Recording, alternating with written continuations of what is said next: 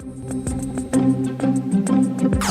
News in 5. News and developments making headlines around the world in 5 minutes. World News in 5. Here on Radyo Pilipinas Worldwide.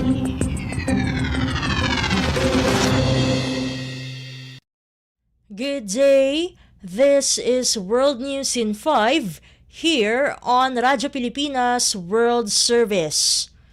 Local health officials say Israeli airstrikes killed at least 9 Palestinians in the central Gaza Strip on Wednesday. One airstrike hit a house in Al-Zawida, killing 8 people, while another hit the Nusayrat refugee camp, killing 1 man. Officials say an Israeli airstrike hit the same camp and killed 23 people 1 day earlier.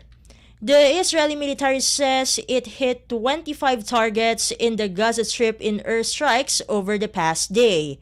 Meanwhile, a separate Israeli attack killed 2 people in Rafah on Wednesday, according to local medics.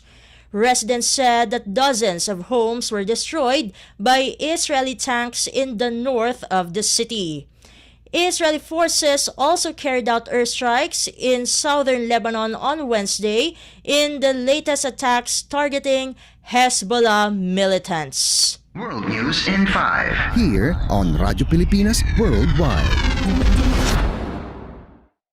In other news overseas, Russia's defense ministry said on Wednesday the country's air defenses destroyed 5 Ukrainian aerial drones, including attacks on the Bryansk, Belgorod, and Voronezh regions. Officials in Bryansk and Voronezh said on Telegram there were no casualties or damage from the downed drones. In Russia's Kursk region, which borders northeastern Ukraine, Governor Alexei Smirnov said a Ukrainian helicopter struck a fire station, injuring 1 person and damaging several cars. Ukraine's military said on Wednesday it destroyed 4 Russian reconnaissance drones. Russian aerial attacks also included missiles directed at the Odessa and Kherson regions, according to the Ukrainian Air Force. World News in 5. Here on Radyo Pilipinas Worldwide.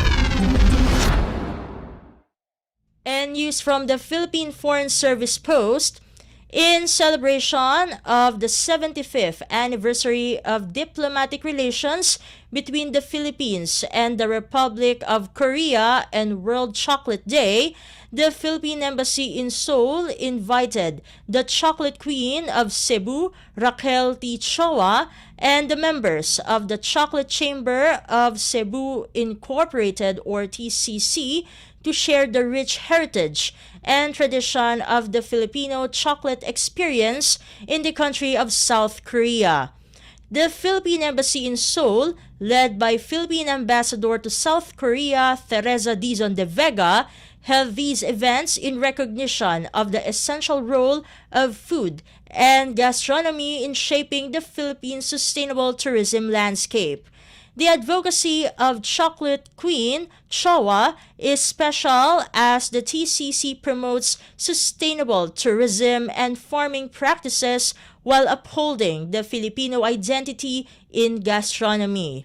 The chamber continues to expand by partnering with cacao farmers in the region to grow the best quality cacao beans for their products and trains Filipino MSMEs as well as cacao farming communities in other Southeast Asian countries to develop beans into delectable chocolate in different forms, making the chocolate journey an immersive experience from soil to soul.